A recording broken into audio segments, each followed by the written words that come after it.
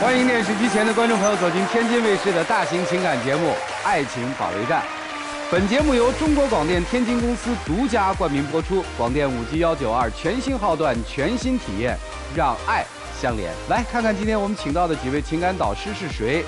他们是情感导师于波红老师，欢迎；情感导师周小鹏老师，欢迎；情感导师雷鸣老师，欢迎；情感导师陆琪老师，欢迎。来了解一下这对嘉宾的基本情况，请看。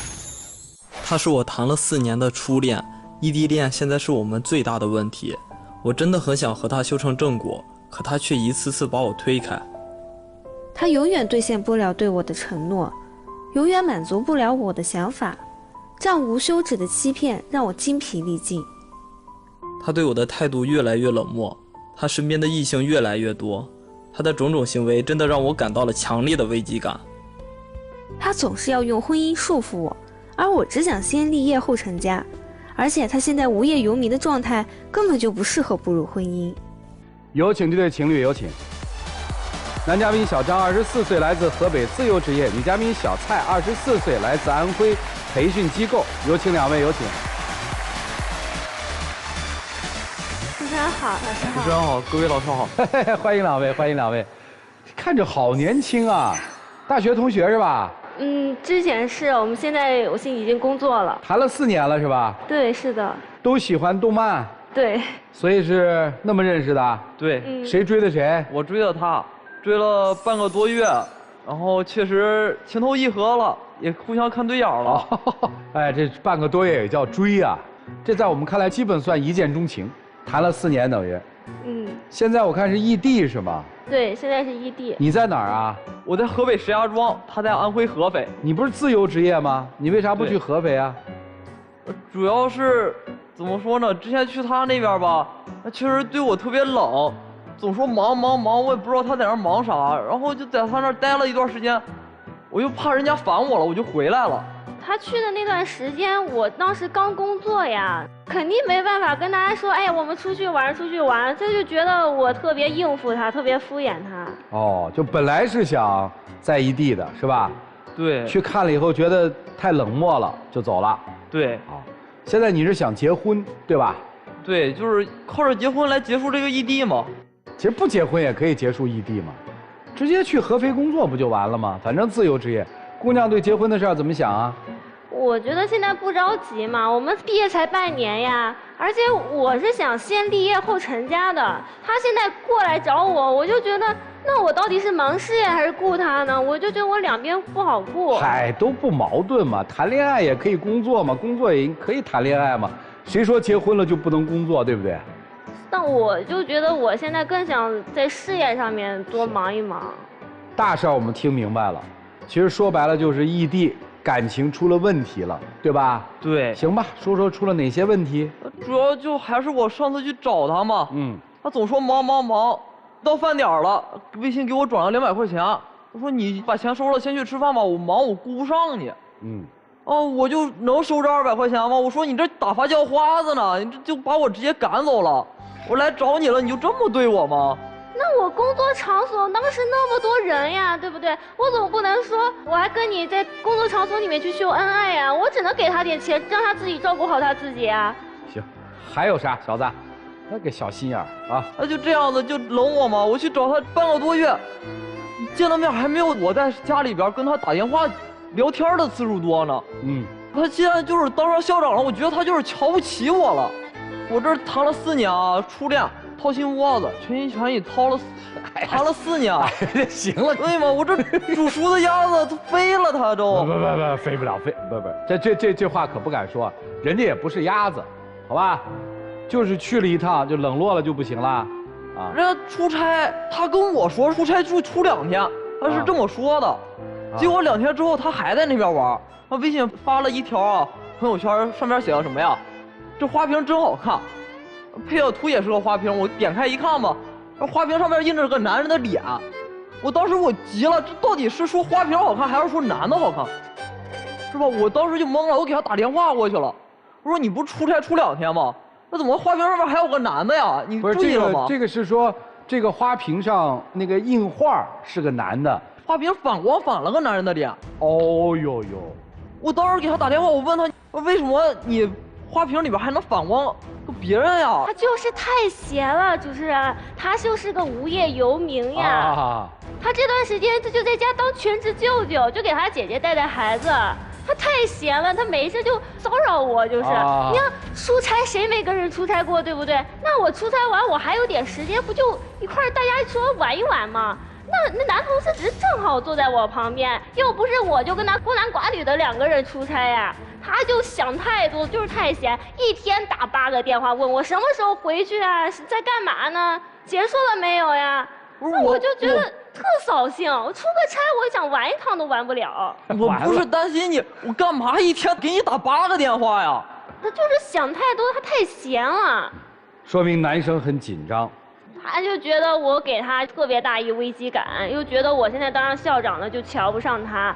那我还要说一说他呢，他现在就特别想拿结婚这个事儿，就是想我俩绑在一起嘛。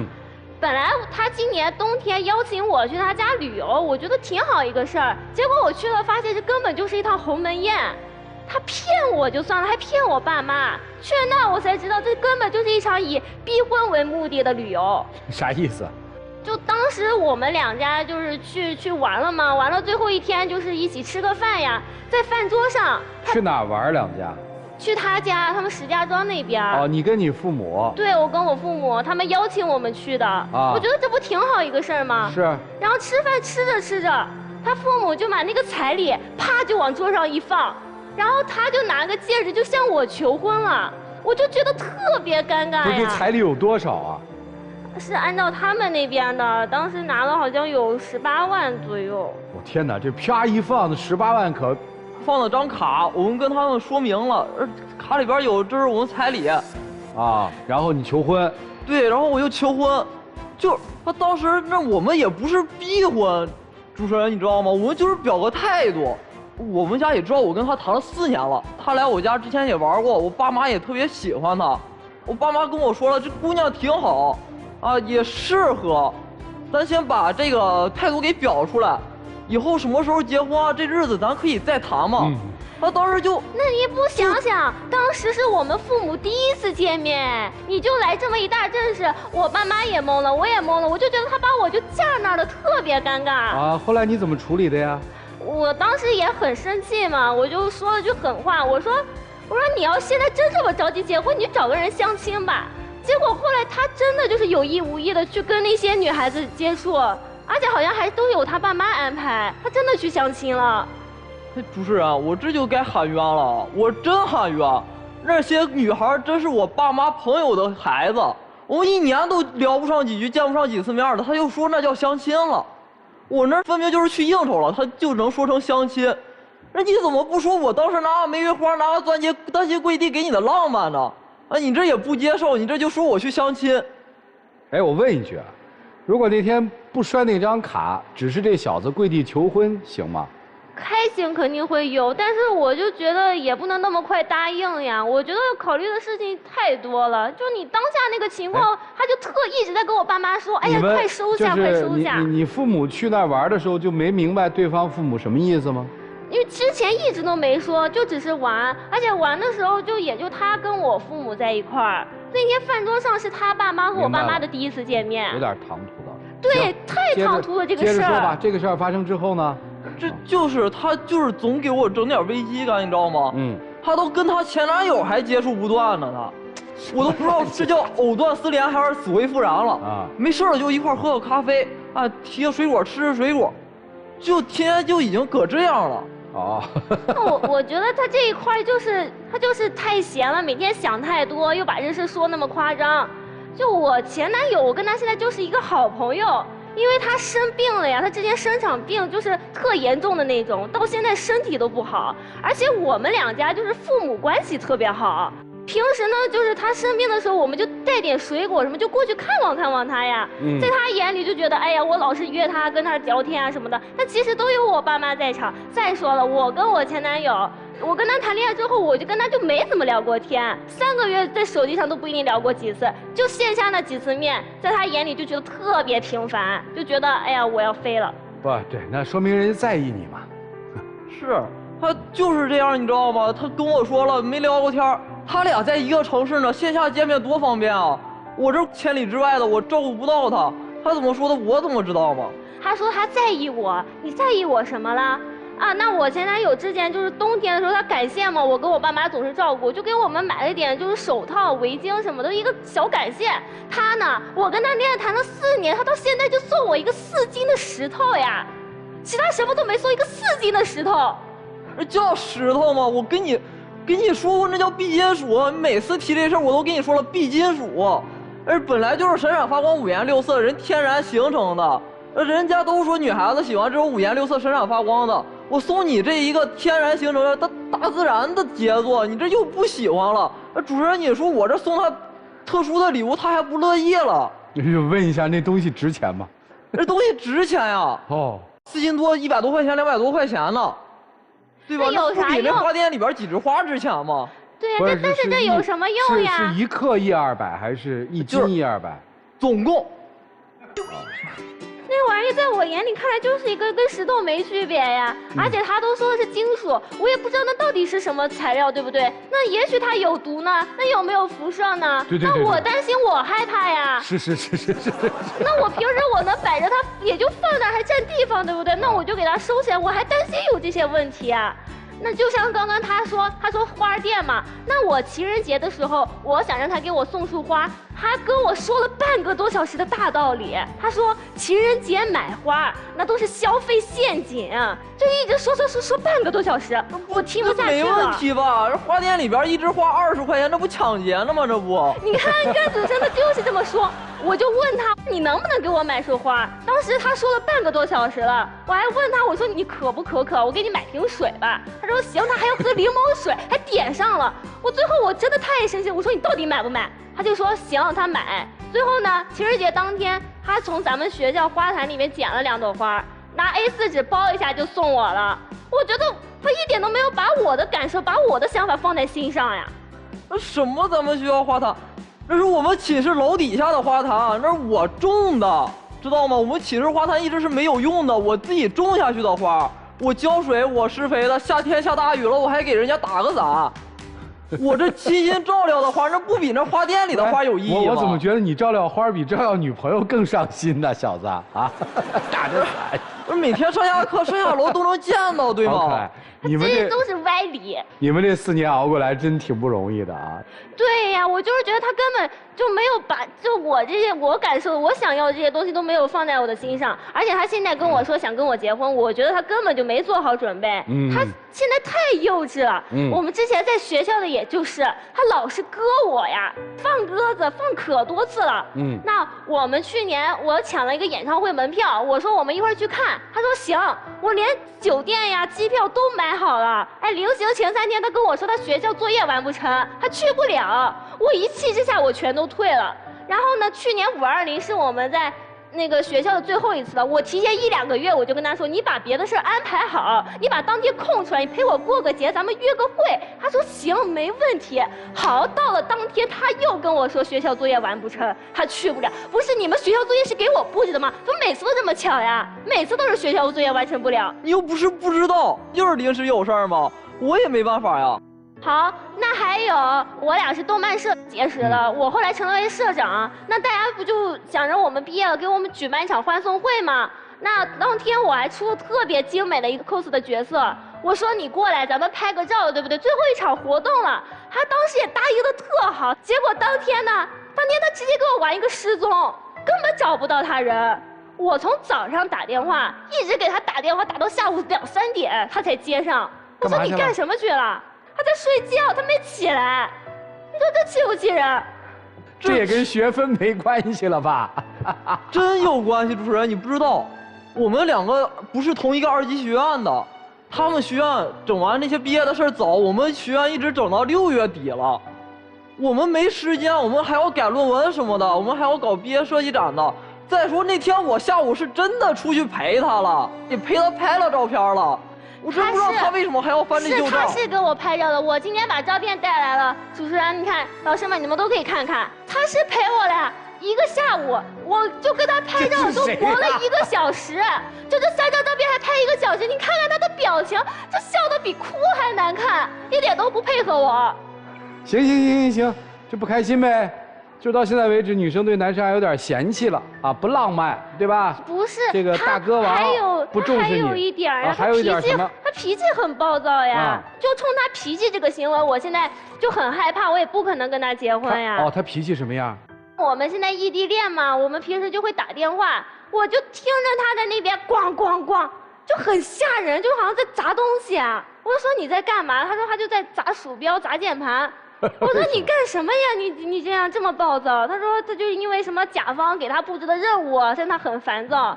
但是就我在这边听那声音，你知道吗？咣咣咣的，我感觉我耳朵都聋了。主持人，你不知道啊，我给那甲方剪个视频啊，甲方就给我100块的预算，跟我提了200块的要求，然后呢，他不满意，拿出来了300块钱的解决方案，最后找我要500块的成品，我这能不来气吗？就他这些行为就显得特别幼稚，你说我怎么可能跟他结婚？好吧，所以就今天来干嘛的？就我是想通过结婚来解决这异地嘛。你是要解决异地还是要结婚？我最好就是结婚嘛。结不了婚呢？结不了婚，最好能异地。那就结束异地。合肥。我去了呀，人家不嫌我烦吗？他去就觉得我冷落他。那你还能不能去啊？你现在欢迎他去合肥吗？我肯定欢迎他，但是我确实我现在不一定能顾得上他，没时间陪他是吧？对，因为我的工作现在比较特殊嘛，而且我1周也就只有1天休息啊。行，那休息那一天2个人能在一起吗？那肯定可以，如果他有空的话，我肯定愿意陪他。下班之后得空2个人在一起吗？花前月下一下。下班的早可以考虑。行，还喜欢他吗？我就觉得不是还喜欢他吗？我喜欢他呀。哎呦，还爱他吗？我就觉得有很多事可以解决，但他就老是这样逼我，没有解决问题的能力。对，委屈死了是吧？对。哎呀，好，看得出来还有感情，但是又不知道怎么去磨合这一段特殊的时期。你们听听老师们的意见好吗？让我们一起进入丘比特问卷。哎呦，委屈的哟。对，校长，您敢保证刚才的眼泪是为这个男生流的吗？有一点儿。对，只是一点点。在你眼里，这个男人不成熟。对。无趣。不但无趣，还无理取闹。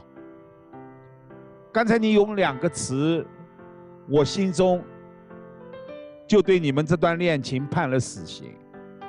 4年恋爱的恋人，他给你打电话，他与你联系，你用的词是骚扰。4年恋爱的恋人，在女生眼里，你是无业游民。这不是嫌弃，这是一种高高在上。因为现在你已经贵为校长，如果你还是当年校园的那个清纯的女生，你不会说这样的话。不愿意嫁就不愿意嫁。如果你对这个男生爱得无与伦比，即便你工作很忙，你也会找出办法平衡立业和婚姻。我相信你有这个能力。你现在的关键是没有了这样的激情和动力，只是找一些托词，就像你刚才的眼泪一样，不让这个小子和大家看到你是因为眼界高了，看不起这个男生了。所以一切的一切，他一目了然的是放在你身上。我想您心中是有数的。男生真的要明白，你们2个人不是异地发生了问题，你们2个人即便你去了合肥相守在一起，依然是矛盾重重，最后还是分手。您想用婚姻满足您的安全感，可能吗？你最好的办法不是走进婚姻，也不是结束异地恋，而是自己强大起来。这才是一个男人真正应该有的志气。谢谢老师，你听懂了是吧？听懂了。本身这段爱情已经被你俩埋葬了。我觉得大学里边我们最常提的就是大4的时候到底是必分还是必合。必分的年轻人有一个特点，他们在大学3年4年的时候，他们从来不一起聊未来，他们只谈花前月下，只谈现在的兴趣爱好，可是不聊未来，我们到底要在哪一个城市，到底要做什么工作，要不要一起去考研。可是必合的年轻人，他们往往在一起聊未来，他们可能会相约一起去考研，或者相约留在某一个城市共同打拼。总之他们会选择他们共同想要去做的事情，因为他们觉得我们未来要让我们的爱情真的开花结果。可是你俩没有，我至少到现在为止我没有听到你俩商量过到底未来分别要做什么。你们在毕业的时候，你俩也没有聊过未来到底我们要去到哪个城市，所以才会出现刚才男生一直在说我们异地，我想结束异地。如果你俩在大4都聊过这些，你俩怎么可能会出现大4毕业会分开到2个不同的城市呢？我们聊过，但是没做到。对，因为我们当时互相都不愿意去对方的城市。那就都没做到，所以那叫必分嘛。因为我俩目标不一致，可能对于男生来讲，我还是愿意回到我父母身边，那个地方更能带给我安全感。可能对你来讲也是一样的呀。我也不用担心到一个新的城市去打拼，因为新的城市打拼一定要有一个年轻人有极强的勇气，还有不怕失败的决心。大学毕业那一刻，你们彼此都没有对自己的信心，当然也没有对你们彼此爱情的信心。所以我说，你们已经把你们的爱情早就埋葬了嘛。不如今天真正把它更加的埋葬好。那对于男生来讲，我觉得女生已经找到她自己的工作，那其实对你来讲，你还没有找到你真正能够适应职场的能力，你还在为了那100块钱生500块钱的气，那你不应该最该生你自己的气吗？我为什么不能把工作 hold 住呢？所以现在我觉得，刚刚于老师告诉你，你现在最应该做的事情是，你先把自己的能力提升了。当你有能力去好好工作，有能力觉得能够解决恋爱问题的时候，你才有能力去求婚。其实对女生来讲也是一样的，你也没有能力去经营好你们2个的爱情，所以你才会觉得他好烦，他一直在拖累我，他没有办法让我觉得很舒服，所以你巴不得他走开，因为你也没有能力去经营好已经工作的你们俩的生活状态。所以你不妨好好想想，到底是今天要合手埋葬你们过去的爱情，还是你们需要重新去开启一段新的爱情？这可能才是你们现在应该去修正的一个课题。谢谢周老师。先离开父母吧。最大的问题不是爱不爱，最大的问题是任性。你去想啊，你的父母啊，应该跟我们应该是同一个年龄段的人，甚至比我们还年长。怎么会初次见女方父母就往桌上放彩礼？这个岁数的人不会干这么唐突的没分寸的事儿，互相都会留余地的。是谁让他们失去了分寸？第一回见面就放那银行卡就放彩礼的，是我。任性吧？任性。不这样不行，必须这样。然后那彩礼你应该1分钱没出。哦，对了，你还为100块钱生气呢。那彩礼18万你肯定出不了，应该那彩礼跟你没什么关系，就是你爹妈掏的，对吧？我是大学的时候兼职的时候，确实自己攒了一些钱。那还行，我建议你啊，什么时候这个人就不会因为100块钱摔键盘了？就是我起码这个月饭辙我自己就能给搞定的时候，明白吗？明白。100块钱的委屈真不是大委屈，你爸你妈受的委屈比这大多了，才能把你养这么大。你犯得着为100块钱摔键盘摔鼠标吗？你那100块钱买得起那键盘和鼠标吗？所以能用任性逼着爹妈陪着自己不懂事儿。所以这时候我倒觉得你们爱不爱的再说。你要真是去了合肥，你也别先我女朋友必须得陪着我。你先在合肥不靠爹妈给你钱，你在合肥能搞定1个月饱饭，搞定1个月房租。那时候咱再谈恋爱不恋爱的事儿，行吗？老师，我现在自由职业1个月大概收入是6000到8000，我觉得我是可以养活到我自己的。那你要是1个月6000到8000，倒可以去合肥试一试。你女朋友反复抱怨的一件事儿就是你不务正业，你没事儿，你闲的，怎么那么多功夫啊？你想想，然后呢，你呢现在呢可能觉得这个男朋友越来越让自己难以承受了。什么人送什么礼，你知道吗？B金属，4斤多重，占地儿挺大，你没法忽视，对吧？就好像这4年的感情，你没法忽视4斤多重，但是你留着它吧，它能干嘛用？但是摆那儿你就觉得碍事儿，因为他不知道它干什么用，对吗？什么人送什么礼，你这段感情就特别像那一大颗 B 金属。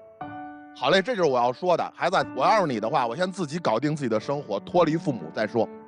现在是这么一个情况，这孩子吧，他一直想追你，实在是追不上，就你跑太快，追不上呢，他又喜欢你，怎么办呢？他就想一辙，跟自己爹妈商量，倾尽全家的智慧，我以我本地的最高礼仪，把彩礼放桌子上，请你爸妈过来，表现出我家的诚意，然后请你做我的儿媳妇儿，陪着他慢慢走。这是他们家倾尽智慧想出来的，但不行啊，对吧？我也觉得不行啊。那你能不能出一主意？怎么办？我就想让他把事业先稳定好，因为毕竟谈4年了，对，确实胡翔也很喜欢。抛开这些矛盾的话，他对我特好，就是我俩的兴趣啊什么，他能照顾到我的情感。可是我就觉得现在是要面对这些现实问题。是，您说对了。首先第一个，我觉得你们感情很单纯，但是我们又遇到一个很现实的问题，就是很多大学毕业之后的人，他遇到了什么问题呢？就是固定的情感遇到了动态的人生。这个时候该怎么办？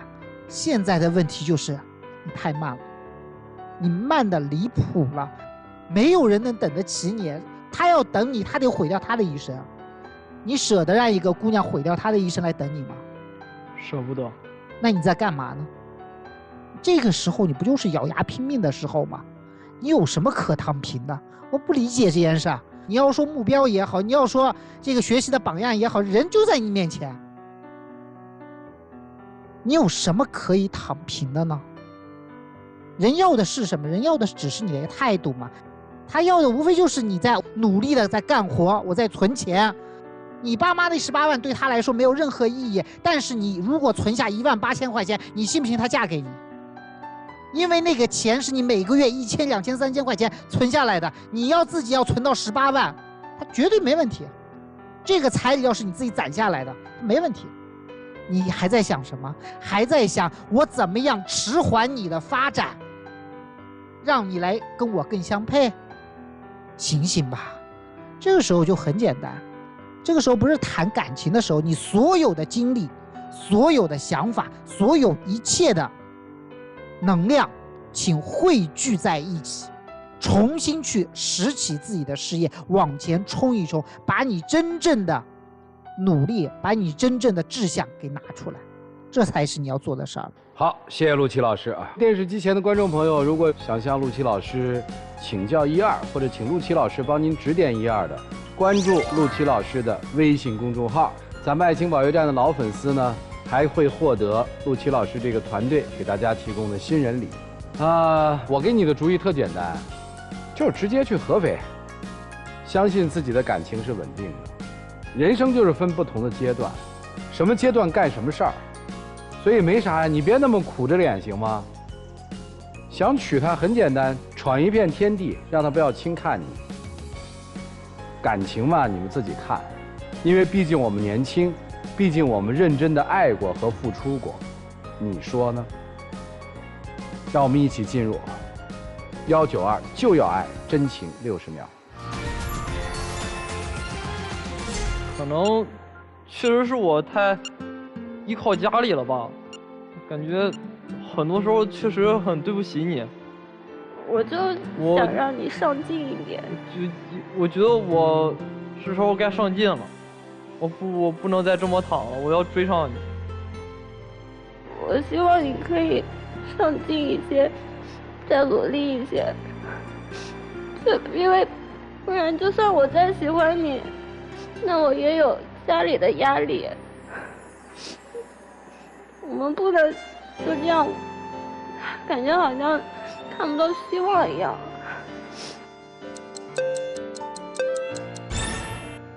谢谢2位，请回吧。电视机前的观众朋友，欢迎登录优酷视频、腾讯视频、搜狐视频收看节目的完整内容。来吧，博红兄，预测一下。确实，从我内心，我也渴望他们能够终成眷属，但是现在很遗憾，现实就放在那里，男出女不出。我觉得应该女方不会出来了。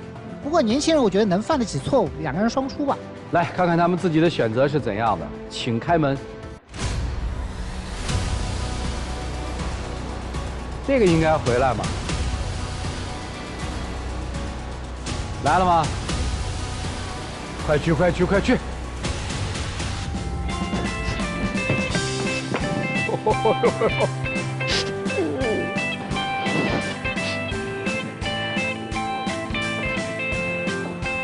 小子，我告诉你啊，今儿出来是因为4年的面子，努力，加油！来吧，一起见证属于他们的浪漫时刻，各位请见证。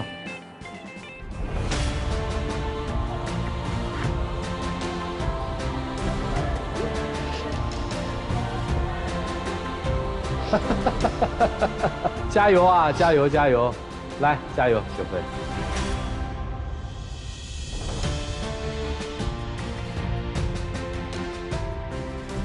愿这段纯真的爱情能够开出花来吧。来，了解下一对嘉宾的基本情况，各位请看。我们俩条件差不多，他年龄还比我大。我本以为他能体贴我，但是他现在生意好了就飘了，总给我提条件。他一点也不体谅我，我觉得我想法都是为我们俩好，但是他从来都不理解，还总挑我毛病，我真很委屈。他就是大男子主义，什么都要管着我，真的特别自私，心里一点也没有我，我现在一点安全感也没有。他太敏感了，我是真心对待他，但他总对我疑神疑鬼的，对我一点信任没有，我是真的很无奈。有请这对情侣，有请。雷先生42岁，来自河北个体；周女士40岁，来自河北电商。有请2位，有请。欢迎2位哈，都曾经有过一段婚姻，是吧？是。在婚姻当中都有个儿子，是吧？对。这是认识了1年多。是。今天为什么来啊？他想来的。啊，我想来的。当我们认识的时候，对我感情非常好，体贴关心。在我们相处一段时间，这1年来，他变化很大，让我心里很不舒服。他是大男子主义，没有安全感。行，那您就说事儿吧，好吗？好的。他有儿子15了，我有一个儿子20了，孩子抚养权都在对方。我感觉我俩都是单身，我感觉这样没有压力，没有负担，感觉挺好的2个人相处。但是他现在有钱了，就开始飘了，就开始跟我提那个孩子的抚养权，我是不同意的。我这孩子抚养权在我前妻那儿，现在孩子是初中升高中的阶段，我想呢，现在咱们有条件把孩子接过来，给他报补习班啥的，让他照顾照顾。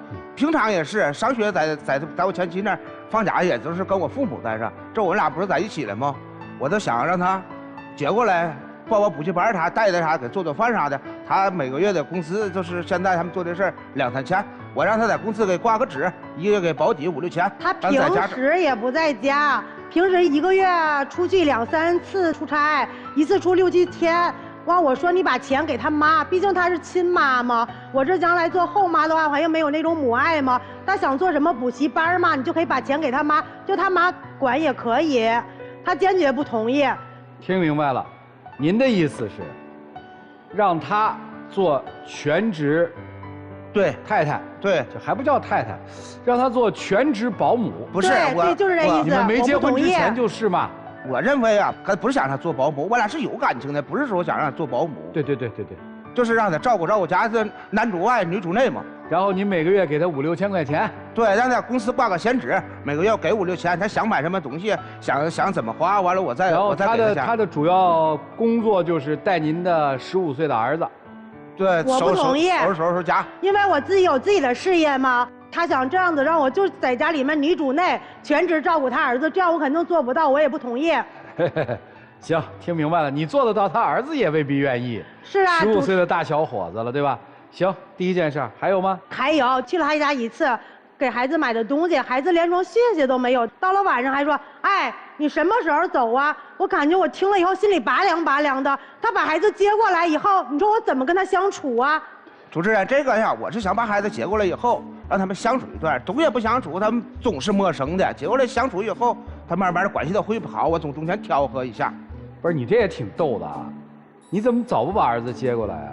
以前是的，我是每个月得有24、15天在外边出差，没时间照看。现在我出差次数变少了，每个月出差2周。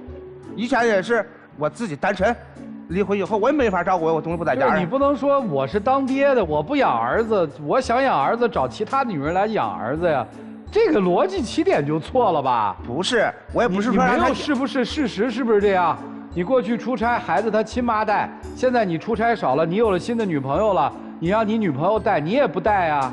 我出差的时候没办法，我在家。所以没办法就接受现实呗，你这太想当然了。他现在呢更是，我也受不了他了。现在有钱了，飘了，这把就开始跟我甜言蜜语。哎呀，你长得这么漂亮，基因好，再跟我生个孩子，有孩子咱们再结婚，这样子我更接受不了。有孩子再结婚？不是他这个呀，以前刚开始我俩相处的时候啊，对他这些没想过结婚，说他也没想过结婚，我也没想过结婚，就想搭把过日子，啊，我感觉现在条件好了。这2年也挣钱了，我认识他了，认识他，我想着再组成一个家庭。为啥呀？说生个孩子、结婚，他以前就瞎折腾。有孩子结了婚以后，他有事儿做。以前他是跟朋友做生意，是做啥赔。我这边结了婚生个孩子，他都不这么瞎折腾了。我不想折腾了，主持人。不是先结婚再生孩子，而是生了孩子再结婚？我是让他顺其自然的。我说咱们先检查一下身体。咱们要可以生的，咱们顺其自然。我感觉我这是高龄产妇了，我不想生了，因为他有儿子，我儿子就20岁了，我根本就不想生，没有生的想法。顺其自然，可以生就生，不可以生呢，咱们也不强求这事儿。所以您是希望说，我再婚之后，还希望跟再婚的妻子有一个共同的孩子？对，还是说，对是吧？对，那你这对象就找错了呗，折腾不折腾，这全是借口呗。对，主任他都是借口。他现在呢，你看又想让我生孩子，我说了又让我折腾，干这那不挣钱，干那不挣钱。那我又跟他说，我说你去你公司啊，我到你公司当个会计也可以。会计他也不让我去当，我也想要我的人生价值吗？让他看一下我吗？不是你的人生价值怎么是在他的公司里体现的？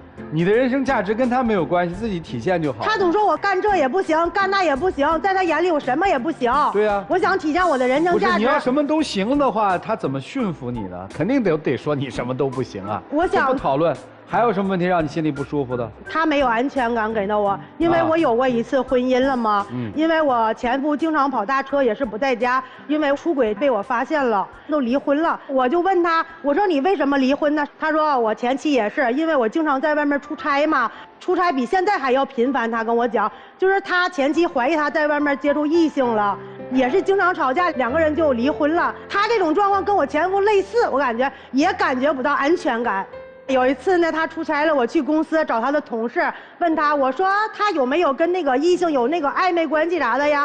我又去他的那个邻居问他，我说这个人品怎么样？因为我受过一次伤害了嘛，我对我自己负责任，不能再2次再让自己受到伤害了。回来他同事问他了，说嫂子来公司问我怎么，跟我又大吵大闹啊，我都吓得像小孩子一样围成一团，那样的厉害对我呀，我真的有些害怕了。不是。那你赶紧跑啊！那你说都怕成这样了，还守什么呢？我心很软嘛，刀子嘴豆腐心嘛。你说我出差了，他上公司跟我们同事调查我的，说我外边有跟那个女客户啥有暧昧关系呗，完还跟邻居打听。你说我在公司大小是个领导，手底下40、50号人，你说让同事在底下直传，好像我私生活混乱。这么不信任你，那你们干嘛还要谈呢？是你说她长这么漂亮，我都没怀疑过她，连手机啥的我都没看过。你说她怀疑我？她经常出差，1个月出去2、3次，1次6、7天。我说那个你出差了，带上我吧，他也不愿意。我出差都是公事儿，费用都是公司报销。我带着他出去，再让我们合伙人都认为我们是公费旅游。他说想跟我出去玩去，我说出差回来以后，我说我带你可以，你想上哪儿玩带你都去。但是我出差的时候，本身咱们是出去的推销咱们产品、做业务的，咱们是乙方。所以我感觉带着他都太不专业了。我没跟他说嘛，我说你出差是出差，你花完钱以后，咱们剩那2天，咱们花自己的钱，自己去玩也可以。等一下，如果我没有记错的话，刚才您口口声声的说要追求自己的自我价值，对吧？是。你的自我价值就是陪着男人出差吗？不是，我有自己的事儿，我有自己的事儿跟朋友合作。那你干嘛非要跟他出差呢？出差我喜欢玩啊，我爱玩啊，也想劳逸结合，也想丧点心嘛。行，他不愿意带你出来，还不愿意干嘛呀？那完了，我这样想的，他现在有钱了，也飘了。主持人，男人有钱就学坏，我想把钱吧，我想给他保管，我不花他1分钱，我就是想给他保管，他也不愿意。他为什么要愿意呢？但是男人有钱不就变坏吗？这男人跟你有什么关系啊？现在我感觉吧，就是管住他这个人，慢慢的2个人要。可以能好在一起呢，但是他这样子给到我不了安全感，不给人就给钱，钱也不给，为啥？钱我都是不用说，现在我们2个没结婚，都是将来走到结婚那一块，我们以前呢，我俩都有一次婚姻啊，这个万一再出现啥变故，这个后边琐事很多的，平常怎么花都行，但是这个财政大权我绝对不会交。懂了。他花钱吧还大手大脚的，一天抽100多块钱烟。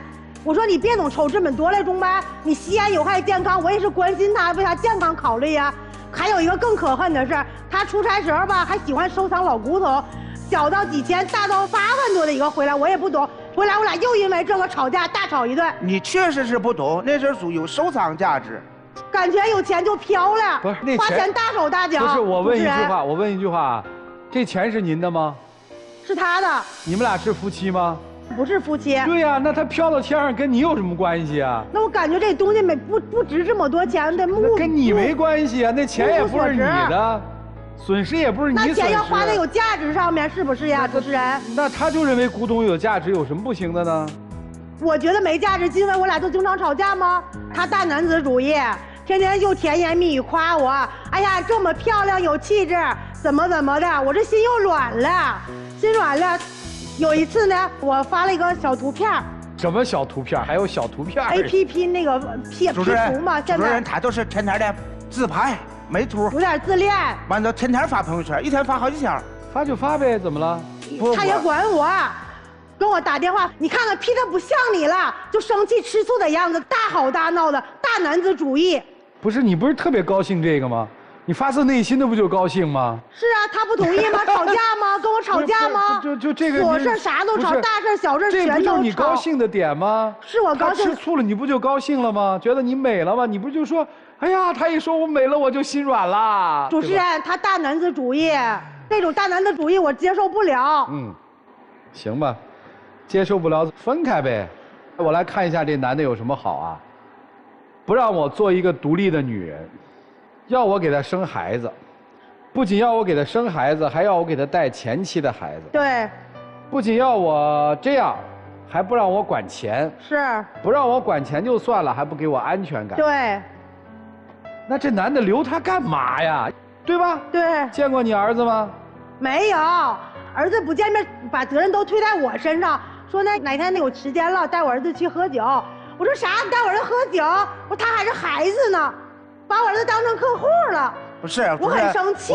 主持人，这是过年这期间呢啊，我就想说这个没见过他孩子，我说你把孩子叫过来，我说咱们一起吃顿饭，我说我们坐一块聊聊，喝点酒啥的。他孩子都20了，成年了，完了他儿子也不来，完了他也不做他儿子工作，他就把责任埋怨给我。那我跟他说了，我说让我儿子去你公司看看，我儿子这样看你公司。这样去看看，行，他也对你有改变呢。我说要不你出差带我儿子去做销售还可以，他都不同意。哎，你看上他什么了呀？我们是朋友聚会认识的嘛，当时呢觉得他气质挺好的，人也挺善良的啊。没了，说实话，都是图他长得漂亮的。哎，还想在一起吗？就是你们俩今天就聊这点事儿，你觉得还能在一起吗？那就考虑考虑去。其实现在更想在一起的应该是您，对吧？想考虑考虑。所以今天来是你要挽留他吧？你说他飘了，对吧？对呀，他有钱他都变了，跟我认识不一样。但是你现在更喜欢就是他那点飘嘛。好了，你们俩现在的问题还挺大，女生今天是反将一军，我想更好的抓住，并不是说这男人我不想要。来吧，你们看看应该怎么办吧。让我们一起进入丘比特问卷。赵川老师说的一点没错，想挽留的、想维系的，是你，因为你处处都是以女主人自称。这位先生很明显，现在有钱了，优越感爆棚了，他竟然可以给你5、6千块钱到他的公司挂个虚职，来全职当保姆，照顾他15岁的孩子，这根本不是爱。还有，他现在其实说出了他内心对你的要求：我们再婚必须生一个孩子，而且这一步不是我们领了证我们才做，是你先给我生，生了以后我才给你名分。如果你高龄生不了，我们可能就无法走进婚姻。这很明显，你更明显。您会提出要好，我来管钱，可能吗？你认为可能吗？您难道没看清他要你什么？你们现在真的不要去亵渎爱情2个字。你喜欢他的是他的漂亮，你喜欢他的有钱，你们2个人都是有自己的诉求的。这种诉求如果是夫妻，我想都不成问题。如果在恋爱的时候，处处我认为都是在走钢丝。他俩从开头就是在玩的。男方刚才你说过一句话，你说就没想过结婚吗？在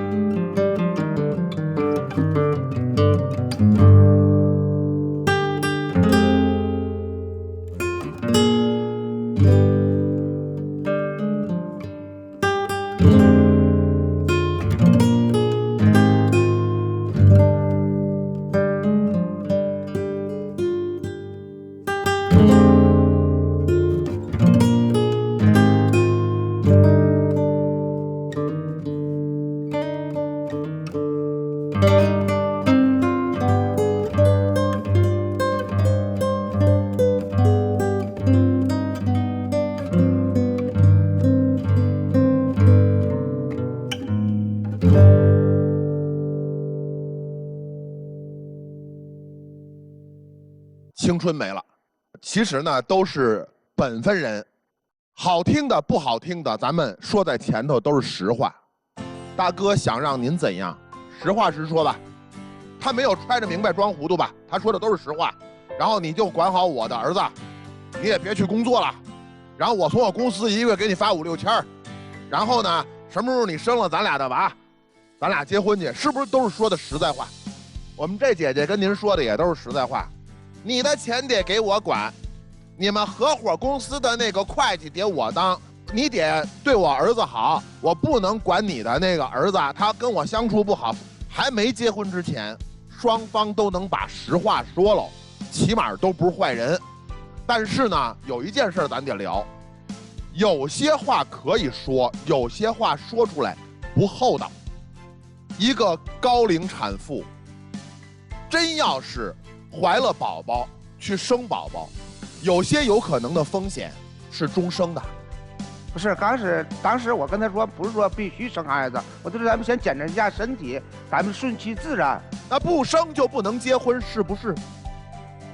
刚开始是我们两个。你的原话是你生了咱们俩的娃，咱俩结婚。刚开始是啊。这话该说吗？不该说。刚开始我俩认识这些，所以有些话说，哪怕是实话，说出来不厚道。您也是，您想管他的钱，我能理解。您上他一帮哥们儿合伙公司里当会计，那哥几个的钱招你了，这就叫还没得寸就已经惦着进尺啊！这话说出来厚道吗？所以棋逢对手，咱们既然都把话说开了，那谈的时候谈不拢，咱就得接受谈不拢啊。您对我这哥哥一直在提要求，但是您从来没想过您自己满足不了他的要求啊，对吗？他的要求是你去他们家带他那15岁的孩子，你满足不了他的要求还谈什么？您对我们这大姐的要求，对吧？您提出来了，您满足得了他的要求吗？您真能把钱给他管？咱们先别着急要求对方什么，咱们先听听你要求什么。我这事儿能给你张罗了，咱们谈下去。我这事儿给你张罗不了，咱还谈什么谈啊？丑话说前头，都不是那包藏祸心的人。但是说在前面，谈不拢，咱们就想想是不是差不多就得了。就钱越多吧，烦恼就越多。你跟他刚认识的时候还没怎么挣钱吧？就是挣的没有现在多啊。所以啊，你看这个钱没挣着的时候，两个人在一起，虽然话不好听，搭伙过日子，哎，你别说那时候可能还是真感情。你看他觉得他有事业心，对吧？这个人也看着也挺忠厚老实，哎，你看他长得又漂亮，又能操持家里，哎，都挺好。结果完了，去年啪一下分一笔大钱，男人的心啊开始活络了。我儿子我也得接过来呀，这个女人给我再生一个，在家给我伺候。说起来是有底气，实质上是什么？是欲望横生。问题在于啊，你那个欲望一横生之后，他也跟着横生了。你要我做这个，要我做那个，那我也得要点啥吧？你什么都不要我做的时候，我也可以什么都不要。为什么？你第一你不让我生孩子，第二你也不打算结婚，第三个也不需要我伺候，我跟你两个人平等的，我们俩人就是相互有感情，我跟你之间就是好啊。结果你要让我做那么多，那行，那我得提要求了。那你分的那个钱至少给我一半吧。你要儿子过来，那我儿子怎么办呢？你在跟人提要求的时候，你想好了这个钱要分人多少吗？人可是搭伙过日子跟你干合伙人来的，可不是你雇的保姆啊。你想好了吗？不能，你今天要的是一个合伙人，给的是一个保姆的钱吧？他刚跟你在一起的时候，有想去给你当会计吗？有想管你的钱吗？是不是都没有？所以，你看，好好的一段感情，搞砸了。你也是啊。本来你今天站在这个舞台上，可以说我对这个男人是很纯粹的，结果你哐哐哐一说，你不就是要驯服这个男人，要管他的钱，要把住这个男人吗？我觉得你们啊，退一步吧，先不要谈未来不未来，先退一步，再回头再好好的审视一下你们的感情能不能经受得住未来的考验，能不能经受得住时间的考验。现在开始要重新去审视一下了，退一步吧，就这样。谢谢陆琪老师啊。所以有观众要问嘛，说陆琪老师解决问题确实有一套，他们也想当面的这个求教，有没有方便的路径呢？可以来我的微信公众号，爱宝的粉丝，我们还给一个新人礼包。好了，谢谢陆琪老师啊。主要要问问自己，未来我要跟什么样的人在一起过日子，他是不是？想清楚。来吧，想想下面要说一些什么吧，掏点真心话，让我们一起进入192就要爱真情六十。这个吧，我对他刚开始是通过美貌吸引的我，到最后我也确实对他是有感情的。就是最近一段时间，总是吵吵闹闹，我感觉我以前就是总出差，前妻跟我这么总闹，我们慢慢的没有感情离婚的。现在到他这儿，又走向我老婚姻的状态了。反正我还是希望能够挽留住他。他刚开始对我挺温柔的，挺体贴的，也挺关心我的，喜欢吃什么就给我买回来，问长问短，挺关心。但是通过一了解一相处，跟我刚开始认识他区别很大，也不尊重我。嗨，俩人都说了实话了，都不如初始的时候那么甜蜜了。谢谢两位啊，回去好好考虑一下，请回。电视机前的观众朋友，我们栏目的唯一官方报名热线是0223606301，不收取任何的费用，小心被骗。博宏兄预测一下，我预测双不出。双出，因为两个人都还觉得还没有搞定对方，他们俩胜负欲蛮强的。我认为双不出，我觉得应该不会出来了。我其实觉得有可能双出，因为我觉得俩人还是有感情，也不是一点感情都没有，就是被钱闹的，各自的欲求变得更大了。来，我们看看他们自己是作何选择。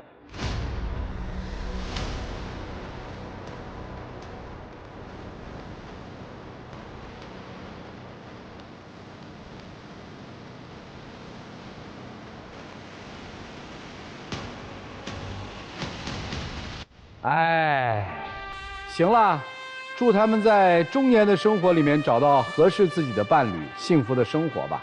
本节目由中国广电天津公司独家冠名播出，广电5G 192全新号段，全新体验，让爱相连。